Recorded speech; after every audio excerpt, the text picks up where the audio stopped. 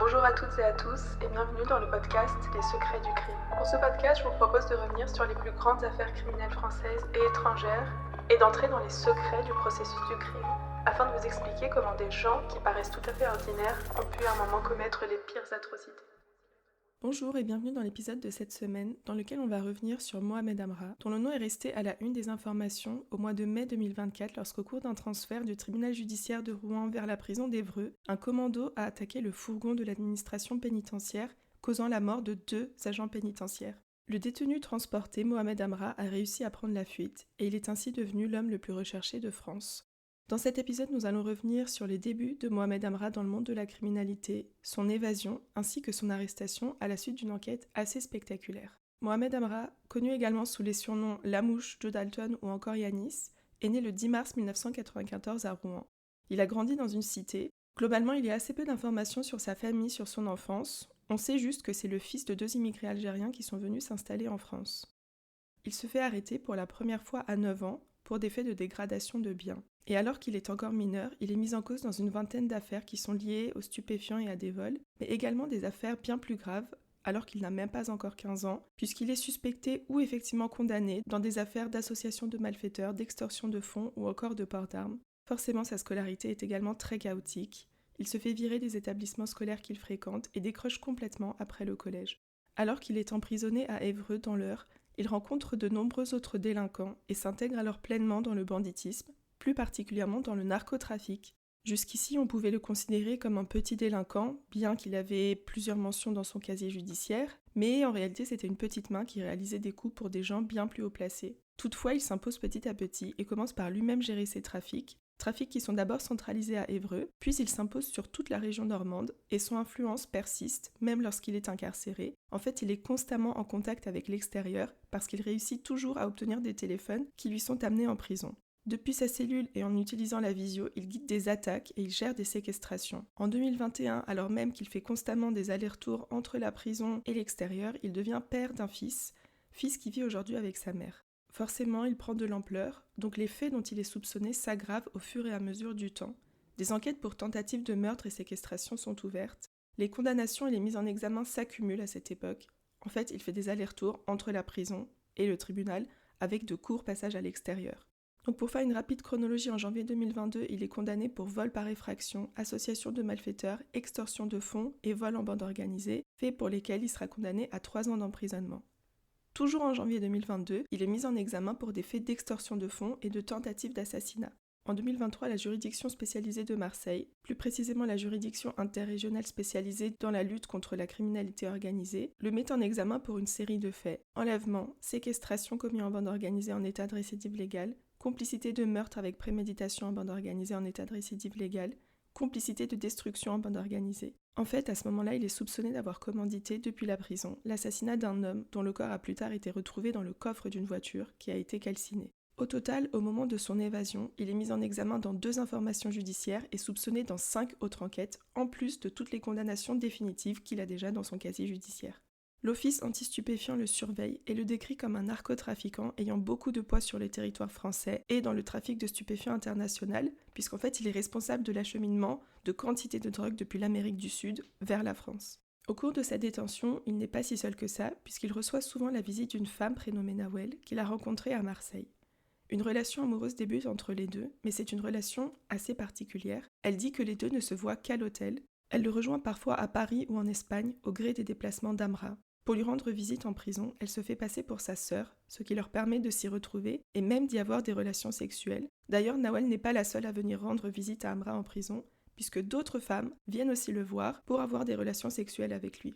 Et la particularité de Nawel, c'est qu'elle est soupçonnée d'avoir aidé Amra à plusieurs reprises, notamment pour le meurtre de l'homme qui a été retrouvé carbonisé. On la soupçonne d'avoir recelé le cadavre de l'homme, puisqu'il a été caché chez elle après qu'il ait été tué. Le 13 mai 2024, soit la veille de l'évasion au péage d'Incarville, il tente de s'évader de la maison d'arrêt d'Évreux en sciant les barreaux de sa cellule et les surveillants confisquent un iPhone dont il se servait pendant sa détention. Est-ce qu'à ce moment-là, il tentait de s'échapper ? En fait, on n'a même pas le temps de se poser la question, puisqu'arrive le 14 mai 2024, où il est transporté pour être entendu par un juge d'instruction au tribunal judiciaire de Rouen. Quand l'audition est terminée, il quitte le tribunal, Il retourne dans le camion de l'administration pénitentiaire qui le transporte, et ce afin de retourner en cellule à la maison d'arrêt d'Évreux. Le camion de l'administration pénitentiaire est escorté par un véhicule de surveillant pénitentiaire. C'est une procédure assez classique pour assurer au minimum la sécurité de ceux qui sont en train de transporter les détenus. Lorsque le camion arrive au péage d'Incarville, le fourgon qui le transporte est pris en embuscade, puisqu'un véhicule Peugeot 5008 arrive par l'avant pour le bloquer, tandis qu'un véhicule Audi bloque le véhicule escorte par l'arrière. Des hommes sortent des deux voitures, ils sont armés de fusils de guerre, leurs visages sont cachés par des cagoules, et ils tirent sans aucune sommation sur les surveillants et les agents pénitentiaires. 3 agents pénitentiaires sont blessés tandis que 2 décèdent, Fabrice Moello qui avait 52 ans et Arnaud Garcia qui avait 34 ans. Amra, qui est toujours menotté, s'échappe du camion et monte dans l'Audi qui fuit, Audi qui est rapidement rejointe par un 3e véhicule, une BMW. De nombreuses théories apparaissent alors. Certains pensent qu'il a pu être enlevé par un gang ennemi pour être tué à son tour dans le cadre d'un règlement de compte. D'autres, en revanche, assurent qu'il a été libéré par des complices et qu'il est en cavale. À la suite de cette attaque, les syndicats d'agents pénitentiaires ont attiré l'attention sur leurs conditions de travail, le manque de moyens, le manque de personnel et l'absence d'information et de transparence sur la dangerosité de certains détenus. Ils attirent également l'attention sur un problème qui est bien connu mais qui semble totalement ignoré, qui est la surpopulation carcérale, puisque tout cela mène à des situations très compliquées. Par exemple, l'ouverture de cellules par un seul surveillant pénitentiaire, alors que les détenus s'y trouvent parfois à 3 ou 4, ce qui est un ratio évidemment problématique et potentiellement dangereux. Dans certaines maisons d'arrêt, le personnel est tellement peu important qu'on compte un surveillant pour 100 détenus. De même pour les transferts qui se passent dans des conditions qui ne permettent pas d'assurer la sécurité du personnel et qui obligent parfois à transporter des détenus à travers toute la France. En parallèle, l'enquête sur l'évasion, qui est supervisée par la Juridiction nationale de lutte contre la criminalité organisée, qui est située au tribunal de Paris, avance et permet de savoir que c'est la BMF, la Black Manjack Family, un gang spécialisé dans le narcotrafic, qui a participé à l'évasion d'Amra, bien qu'Amra ne fasse pas directement partie de ce gang. Au total, à ce jour, ce sont presque 30 personnes qui ont été mises en examen pour des faits en lien avec son évasion, donc des personnes qui sont suspectées de l'avoir aidé. Les personnes mises en examen sont des hommes comme des femmes, certains d'entre eux sont d'ailleurs mineurs. Comme vous le savez sûrement, le samedi 22 février 2025, Amra a été arrêté en Roumanie, non loin de Bucarest, après, au total, 9 mois de cavale. Alors les détails sur la piste qui ont mené à son arrestation ne sont pas encore connus, mais on sait que ce sont des communications téléphoniques qui l'ont trahi, communications qui ont été interceptées grâce à la coopération entre les autorités françaises et roumaines, mais aussi grâce aux moyens qui ont été déployés. En effet, il y a eu près de 90 géolocalisations de véhicules et 65 sonorisations de lieux. Pour la téléphonie, certains membres de la BMF qui ont participé à l'évasion ont été identifiés car ils se trouvaient dans un bar en face du tribunal judiciaire de Rouen et leurs téléphones ont été activés pour qu'ils donnent l'information à des complices sur le départ d'Amra du tribunal afin que le commando se mette en route. Après les tueries au péage d'Incarville, il s'est très certainement caché dans l'Oise puis en Normandie pendant un très long moment avant de quitter le territoire français et on pense qu'il l'a quitté seulement début février 2025. D'ailleurs, tout au long de sa cavale, il aurait continué ses activités criminelles en continuant de chapeauter les trafics de stupéfiants et en projetant par exemple l'assassinat d'un rappeur dont le nom n'a pas été révélé.